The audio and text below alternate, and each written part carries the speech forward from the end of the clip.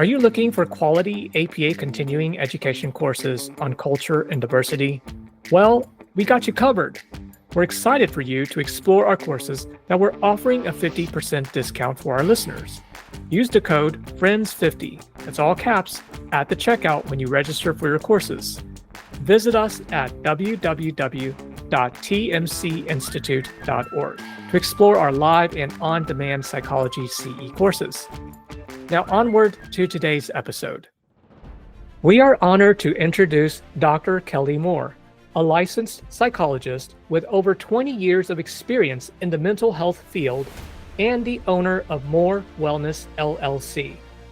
Dr. Moore's clinical practice is dedicated to specialized and culturally sensitive care, focusing on areas like anxiety, trauma, and PTSD, and most crucially, racial identity and coping with race-based traumatic stress. Her expertise is trauma-focused, and culturally responsive treatments has made her a highly sought-after voice, leading her to be featured in publications and programs including The Washington Post and NJTV News. Beyond her private practice, Dr. Moore is a leader in the field of psychological education, serving as a director of the Center for Psychological Services at the Graduate School of Applied and Professional Psychology at Rutgers University. And she is here today to discuss her essential new co-authored book, Racial Trauma in Black Clients: Effective Practice for Clinicians. This groundbreaking work is a vital resource for therapists seeking to understand how racial stress impacts all aspects of Black clients' lives and offers powerful ways to support healing through a truly trauma-informed lens. Dr. Moore, welcome and thank you for being here today.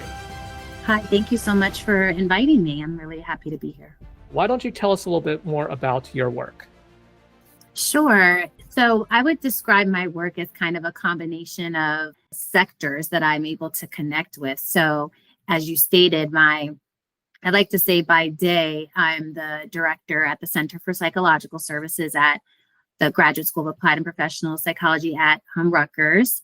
And in that role, I really serve more as an administrator, a supervisor, supporting advanced doctoral students in their training to become professional psychologists later on. And so we serve community within Rutgers and surrounding Rutgers to provide low or no cost mental health services, both treatment as well as assessment, to support folks to have more access to care. And that clinic has been around for a very long time, almost 100 years, actually. It's been on that campus in different iterations. And so it's an honor to be the current director of such a long legacy of folks that have made sure that mental health services is available to the Rutgers and surrounding community.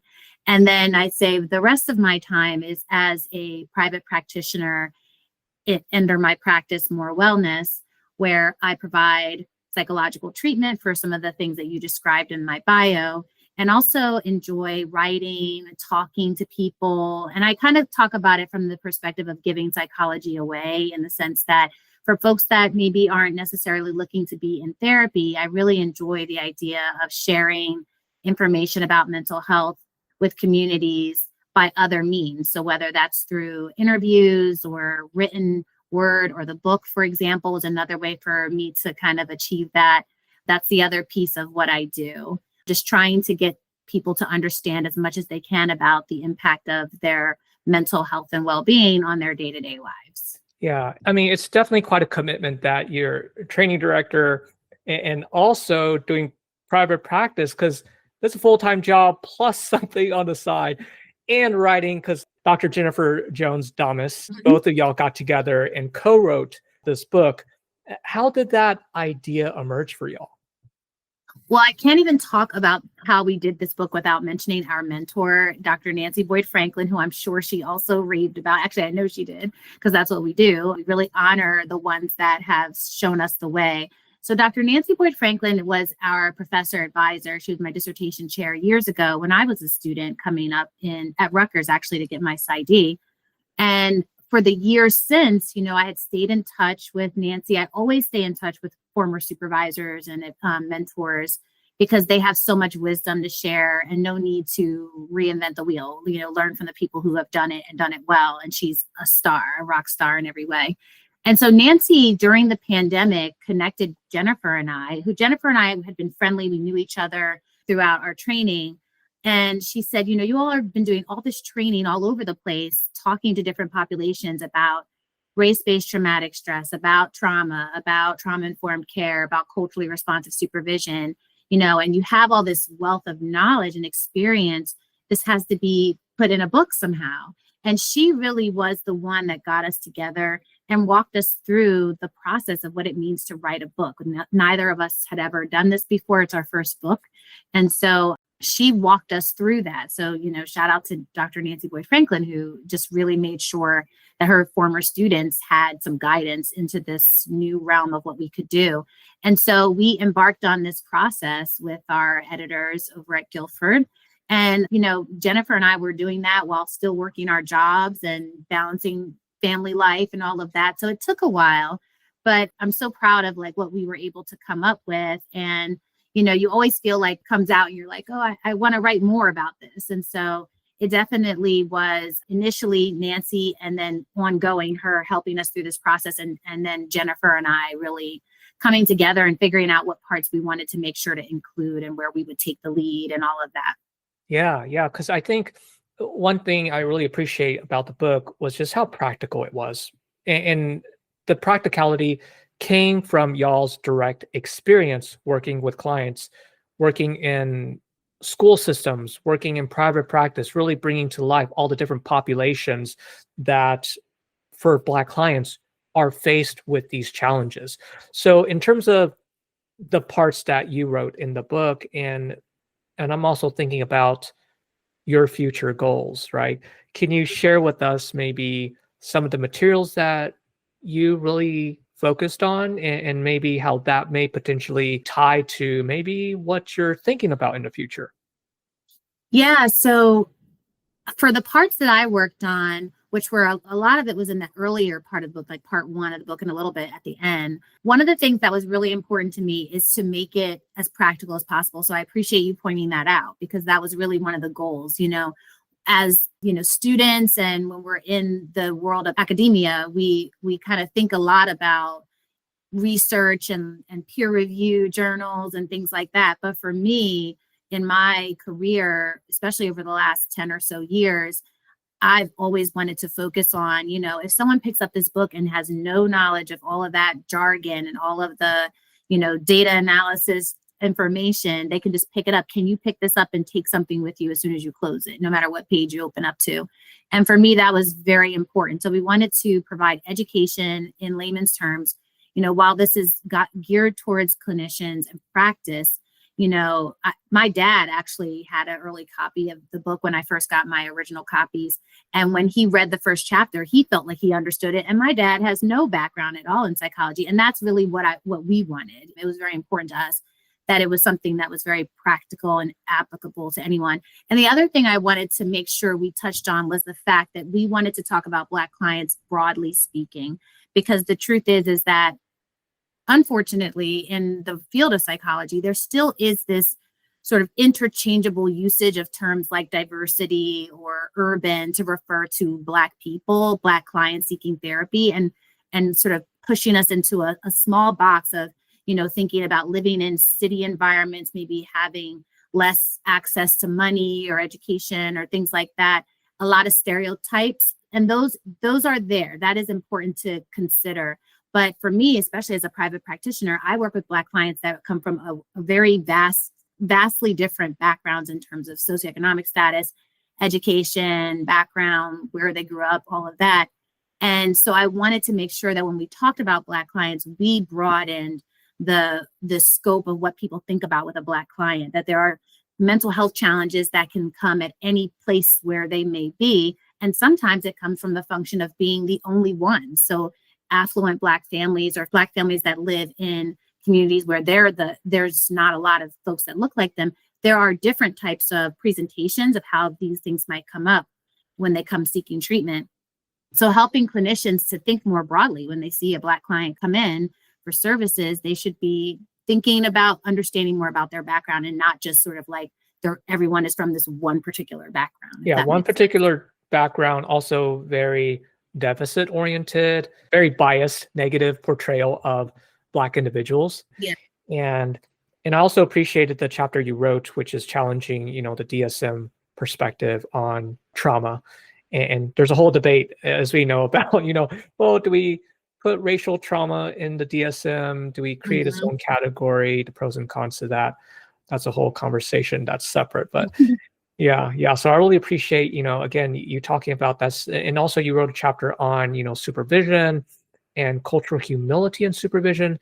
Is there anything that you want to bring to light for our listeners as we're thinking about this idea of, just the reality is that there's not a lot of Black supervisors out there. So there's not a lot of Black psychologists out there. So how do we, as maybe allies or, folks who are not Black, how do we also support this idea of allyship in working with future Black therapists who are seeking supervision? This whole idea of cultural humility that is necessary. So can you share with us some thoughts on that? It's interesting because when we were writing the book, we kept saying, who's our audience? Who's our audience? It's obviously clinicians, but we also know that there's 3% of psychologists in America are Black, right? And then even for other allied professions, like we think of social work and marriage and family therapists and on, other behavioral health disciplines, the numbers are small. And so it's very likely that most supervisors of clinical cases are not going to be Black clinicians, depending on where you are, because the numbers are just not there. However, in community mental health, we know that there's a lot of diversity amongst those clients. So how, as a supervisor, if I don't share, and I don't want to say that you have to be the same cultural background as your client or the student you're supervising to be able to be effective. However, there are some, sort of general cultural norms that are different depending on where you're from. And so what we were hoping for, particularly with that supervision chapter, is that if you are a supervisor of a clinical case, that if your supervisee, who is usually a trainee, usually less knowledgeable and learning, that you are comfortable bringing up these topics and you are aware that the topics should be discussed, that you kind of understand that there's things that you don't know, that you have some hidden spots around issues related to culture, but that you're comfortable at least acknowledging that and talking to your supervisee about that. Because there's a lot of research that does show that supervisees who feel that their supervisors are culturally competent, culturally humble, they're more likely to disclose and share more in supervision. They're going to be more open, and that ultimately helps a client. And so it behooves us as supervisors to be exercising cultural humility, to be aware of these cultural differences that should be discussed. There's nuances that have to be discussed so that we can give an optimal experience and treatment to the clients that are seeking our care. So that was really one of the big things for me. And supervision is something I'm very passionate about because it's important that we churn out, strong clinicians who are comfortable having uncomfortable conversations. And is there a specific example you can highlight without giving too much, disclosing too much from the book, because we do want people to try to get it. So in terms of supervising, so do you have an example you can provide? Yeah, sometimes it's things like, I remember, I don't know if I discussed this exact example in the book, because I know there was a lot we threw out that we wanted to use, but a supervisor and a supervisee talking about a client who recently changed their appearance, and it was pretty dramatic change in appearance. And a supervisor kind of attributing that to potential manic symptoms or feeling a sense of that the client is going through some sort of identity crisis or something as a result of this psychological disturbance. And the truth is, in fact, the client just enjoyed experimenting with different looks. And, as a Black woman who changes her hair all the time, to me, that would not surprise me at all. It's something that's very common in my community where I see my aunts, my sister, my sister-in-laws, we change our hair all the time. So my first thought would not be, dysfunction or pathology because the client changes their look from the previous week. My thought would be, let's ask more about this if you want to point it out at all, right? And what would be the implications of doing that? And asking the supervisee to really consider whether that's, necessary to even bring up, Or are there other ways to discuss this with a client and get to the heart of what you really want to understand? Is this change being driven by something concerning, or is this just a personal preference?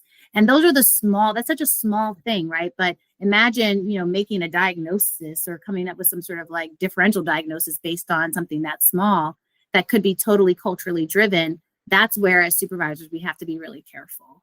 Yeah, that is such a great example. And it's small, but it's also big because what I mean by that is, like you're saying, this is normal. This is just, we won't experiment with different styles. Maybe this is how I feel that day. And I want to express that. It has nothing to do with a mental health diagnosis, has nothing to do with a pathology or a problem. This is just how we express ourselves. And do you even probe further? Well, right. Maybe you don't. By probing, by probing in a cell sometimes suggests that, wait, there's already a negative bias by probing. Yeah. So taking together, what you've written and also what you shared with us today in our episode, I mean, it's been a long journey for you. So can you share with us any memorable events and circumstances that influenced how you got into this work? I love this question. When I used to do this one training, my opening slide would have several images, and I would say, this is how I got to you today. And I would explain that to my audience. And one would be a younger picture of my mom, who has passed away in 2015, but she was a social worker all of her life. And my mom really introduced me to the concept of a caring profession, helping others who have gone through really challenging situations. She would try to include me as a kid where she could at their, if there was a toy drive or some sort of Christmas party for the children she worked with in Philadelphia, she would bring me and my siblings along to help. And so I kind of grew up with this understanding of like the concept of social worker, counseling kind of field. And then I went to Cornell University as an undergrad, and I took a class called Human Bonding that was taught by a woman named Dr. Cindy Hazan. And that class is what said to me, this is what I want to do. It was this idea that the early attachments we develop, the early relationships we have, even as young as infancy, can really change the trajectory of our lives, and changes in how we interact with primary attachment figures and friendships and romantic relationships. A lot of that starts from a very young age. And I was just fascinated by that concept. And I went to Dr. Hazan and said, how do I get to do this for a living? And I was thinking I would go to medical school maybe. And she was like, oh, you could be a psychologist. And so I would say those are probably two of the main events that stand out to me. But then I also include this like picture of E.T., which is really just kind of anecdotal, because my earliest memory of my life is watching the very end of E.T. And when he's leaving to go home, and there's this like the music and the intensity and the emotion. I remember crying. I was crying. That's my earliest memory of watching E.T. and just crying tears and wishing that he could stay with Elliot. And that empathy that I felt even then, and to this day, when I watch E.T., I will cry at the end of that movie. It's beautiful. And so I've always been someone who just really cared about other people's feelings and wanted other people to feel a sense of comfort, and could really understand the feeling of someone experiencing sadness or loss, and just being able to connect with people that way. And so I would say that's kind of where, from a young child, I think I was just kind of destined to be in some career like what I'm in right now. And it's been so rewarding to go through all of the chapters of my career since I became a clinician. I think I started being a clinician back in 2003. And so I've gone through many iterations of like what that looks like, but I really have enjoyed the trip through that. But I think it was already set from a young age that this was the kind of work I should be doing. Yeah. It's, I love the metaphor and using that movie E.T. and then, just the idea of going home, because and also describing that going home is a path which we connect with people. It isn't absent of sadness, because sadness is part of the connection. So to be able to connect with people in multiple emotions, multiple ways, is the whole experience, and it just feels very homey is the best way I can describe it. Absolutely does. And I don't see that early memory as a sad one, actually, even though I'm crying and like sad, but also understanding that he had to go home. Like he had a family too, right? So I think that I don't see it as a sad memory. I see it, like you said, as something where it was powerful. It was just a powerful emotion that I didn't shy away from. And I really don't tend to do that. And I think part of my work now, as I've evolved as a clinician and grown and gotten mentorship, is helping my clients to really embrace the full spectrum of emotion and not to judge themselves for feeling things that are uncomfortable, because it's this being able to sit with and move through that helps you to continue to become stronger, and that helps you to overcome some of the challenges that come in life, because you have a right to be mad about some things. The things we talk about in that book, you have a right to be mad when these things happen to you. It's not your problem that the systems are broken the way they are, but I'm here to help you manage all the emotions that come with that so that you can feel comfortable, strong, powerful to confront them. Yeah. And Dr. Moore, as a person of color, what were some challenges that you faced and overcame that you would be willing to share? I think definitely I remember going to undergrad, and I had a wonderful experience at Cornell, but it's a predominantly white institution. And I remember many classes being one of the few students of color, definitely one of the only Black students in different courses, because it's a huge school. So your classes tend to be larger in the beginning.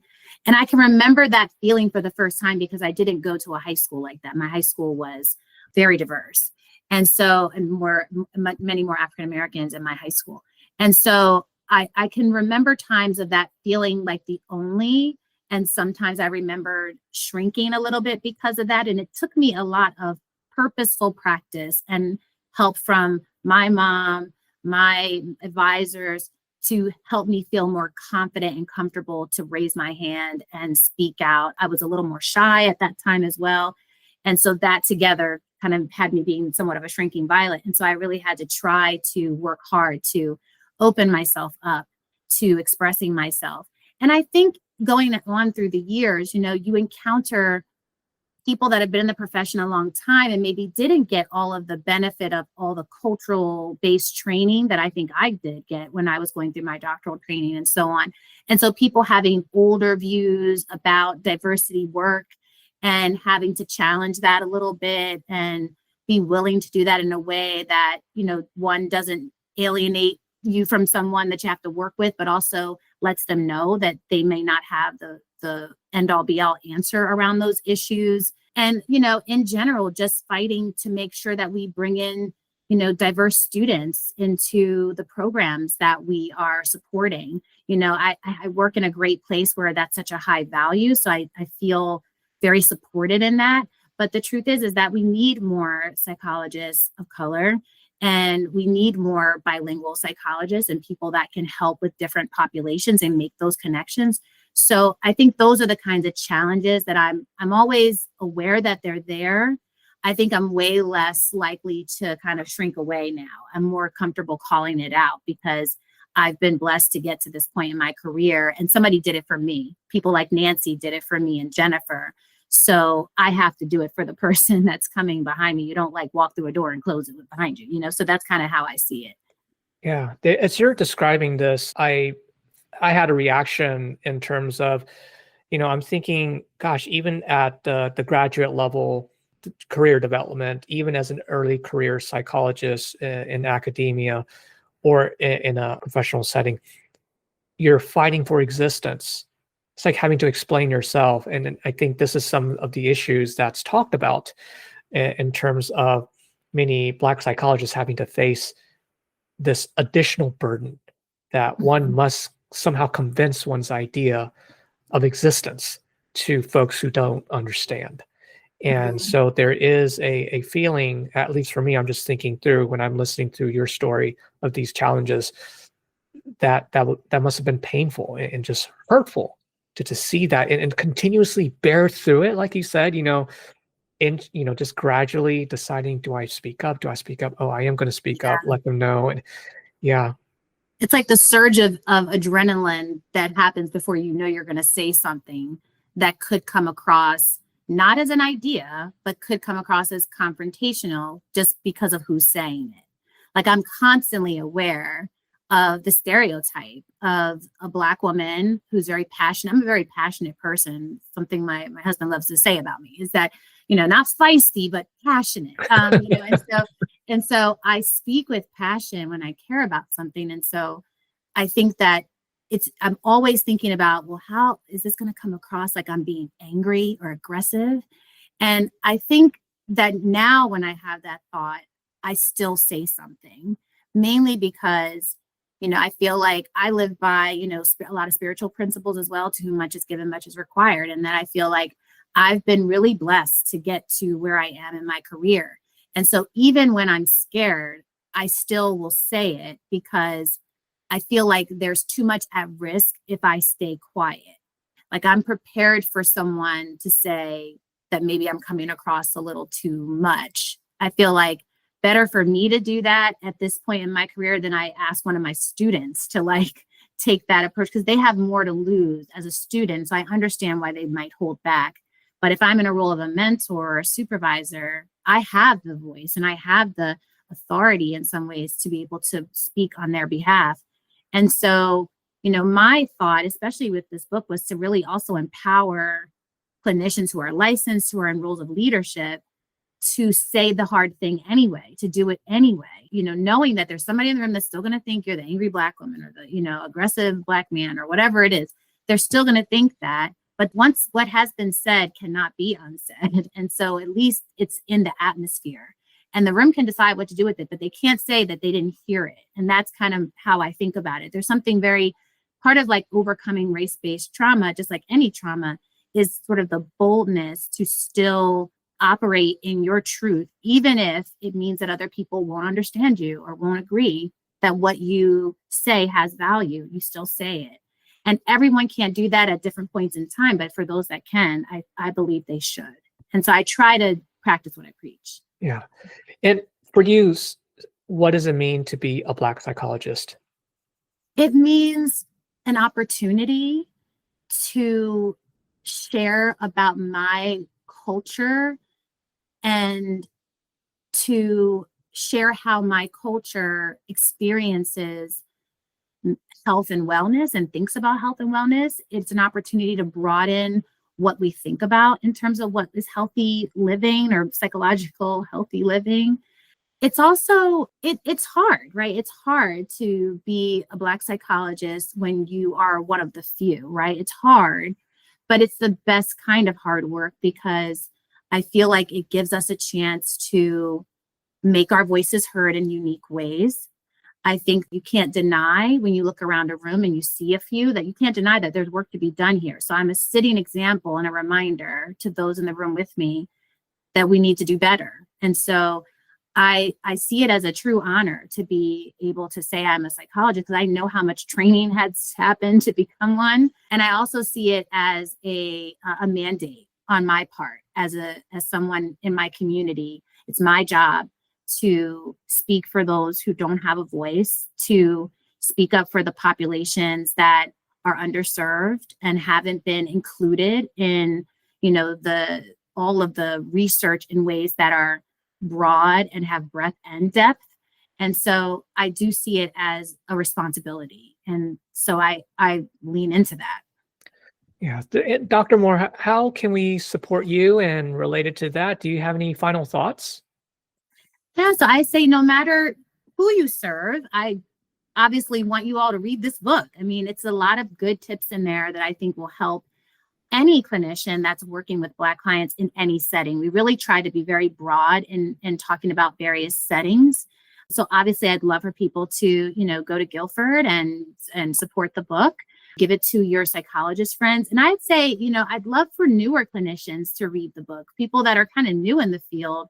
So you can kind of have these ways of nuanced thinking early on. It's really hard to create new habits if you haven't, started off with something like this. So we see it as a primer and then an opportunity to dive deeper into this literature of other colleagues we have that have done great work in this area that led us to this point. And, I think I'd love to have more people, especially for those that are in community with potential folks that might be interested in treatment, to really encourage them to go into treatment. I think the stigma around mental health treatment seeking is lessening, but it's still there. And so I think making sure we continue to give more practical tips and advice to people in the public about mental health is critical for the future of our field. Yeah, I definitely agree with that. As psychologists, we do need to step into the media landscape, especially, you see folks talking about things on TikTok, right? And giving these tips. And some of us, who are in this field are wondering, oh my gosh, you're not a psychologist and you're talking about this. Right. Right? So how do we, like you said, what you're doing, which is, how do you talk about these matters that are, accessible to a Mhm. wide variety of audience and get rid of the vernacular that we use in research and academia and just speak layman's term and really connect with our audience. And I want to say, most importantly, thank you so much for the amazing work, Dr. Moore. And I want to thank both you and Dr. Jennifer Jones-Thomas. Her episode was already published earlier, so we'll link that to this episode. We'll also, again, link your book to this episode as well. And again, thank you very much for your time today. Thank you so much for having me. I really appreciate it. A huge thank you to our listeners. If you enjoyed this episode, please share and subscribe to People of Color in Psychology. You can also support us by registering for continuing education courses or making a one-time donation on the Multicultural Counseling Institute's website. Your feedback is important to us, so feel free to send an email, a message on LinkedIn, or leave a voice message on our website. Until next time, this is your host, Jack Sun.